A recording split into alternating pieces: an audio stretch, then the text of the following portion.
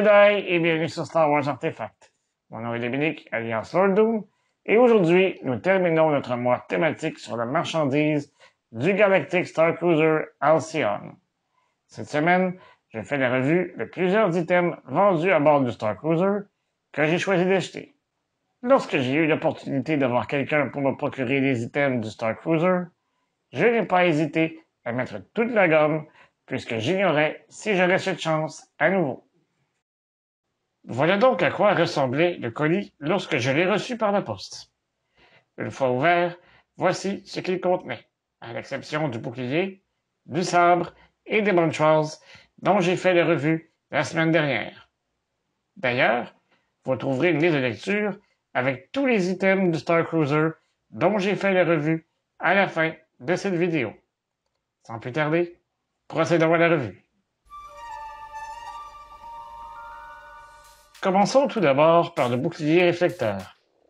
Il s'agit du bouclier faisant partie de l'activité d'entraînement au sabre laser à bord du Star Cruiser. Il s'agit donc du complément parfait au sabre laser exclusif à Halcyon. Sur la boîte qui l'accompagne, on peut y lire The Halcyon Star Cruiser Reflective Shield with Light and Sound Effects. Il se vend au coût de 150 $ US. Il émet des sons et s'illumine de 6 couleurs différentes.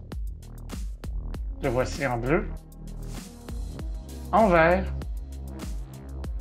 en rouge, en jaune, en violet et en blanc.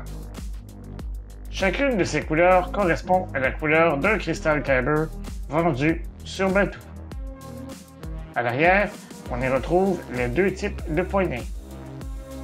Tout d'abord, il y a celle située de chaque côté, puis une autre plus grosse au centre. C'est également à l'arrière que vous trouverez le bouton d'activation, ainsi que celui servant à changer de couleur.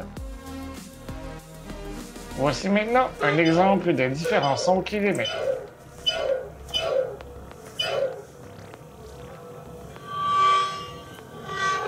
Lorsqu'il entre en contact avec quelque chose, le bouclier émet un flash et un son. Après une séance d'entraînement intensif au sabre laser et au bouclier, vous voudrez relaxer au Sublight Lounge. Vous pourrez alors y déguster un bon nombre de cocktails. Certains vous seront servis dans ces magnifiques verres que vous avez d'ailleurs pu apercevoir dans un épisode de la série Andor. À la boutique, vous les trouverez pour la somme de 25 $ chacun. Vous pourrez également vous y procurer cet ensemble de 4 sous-verres en aluminium vendus au coût de 35 $ US. Il contient 2 sous-verres différents de couleur argentée et 2 autres identiques de couleur dorée. Le tout est agrémenté d'une bande de cuir afin de les garder ensemble. L'écriture Aurebesh sur la lanière de cuir signifie Chandrila Starline. Pour ce qui est de ce type de verre, vous devrez tout d'abord commander le cocktail nommé Fiery Mustafarian, vendu 35 $ US au Sublight Lounge, mais vous pourrez conserver le verre.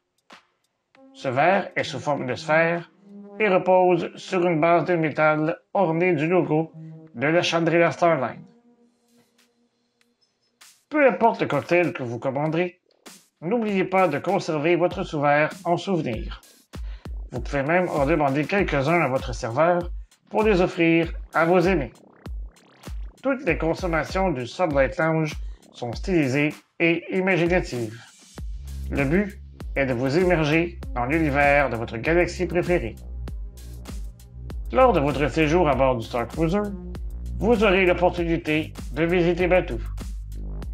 Si vous allez faire un tour à la cantina Doga et que le barman voit votre épinglette de la CSL, vous recevrez ce sous-verre spécial afin de vous aider à compléter une mission. Avant de poursuivre, n'oubliez pas de vous abonner à la chaîne, de cliquer sur la petite cloche afin de recevoir les notifications et de liker la vidéo afin de m'aider à poursuivre mon travail. Vous pouvez également me suivre sur Facebook, Instagram et Twitter. Vous trouverez tous les liens dans la description au bas de la vidéo. Question de s'immerger, pourquoi ne pas en profiter pour jouer une partie de Sabacc? Si la table holographique est déjà occupée, vous pourrez utiliser ce jeu vendu au coût de 30 $ US. Les cartes sont superbes, de bonne qualité, et les dés sont en métal.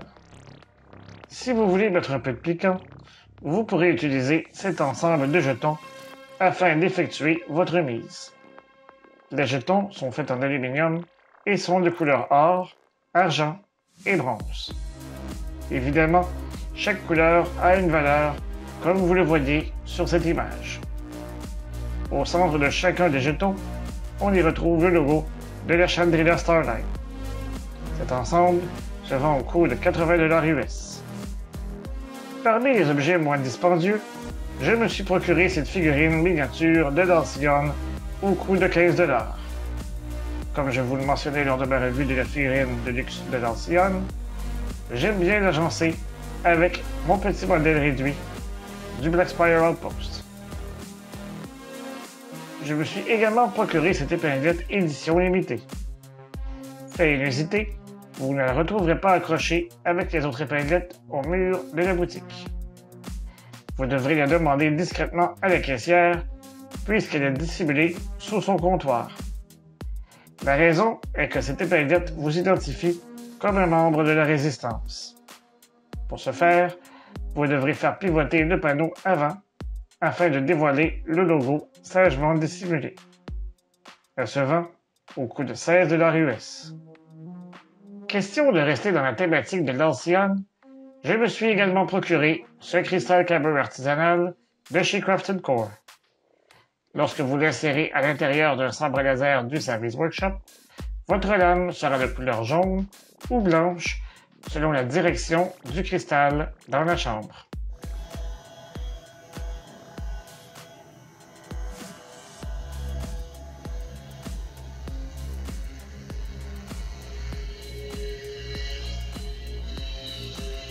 Si vous le placez dans un holocron Jedi, vous entendrez les voix de Masquedateur d'un côté et d'Assokatadro de l'autre.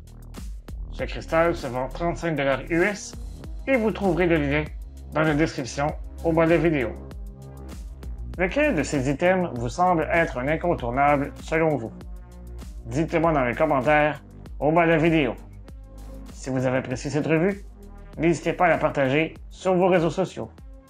Je vous donne rendez-vous la semaine prochaine pour une autre revue. Et d'ici là, je vous dis à bientôt et que la force soit avec vous à tout jamais.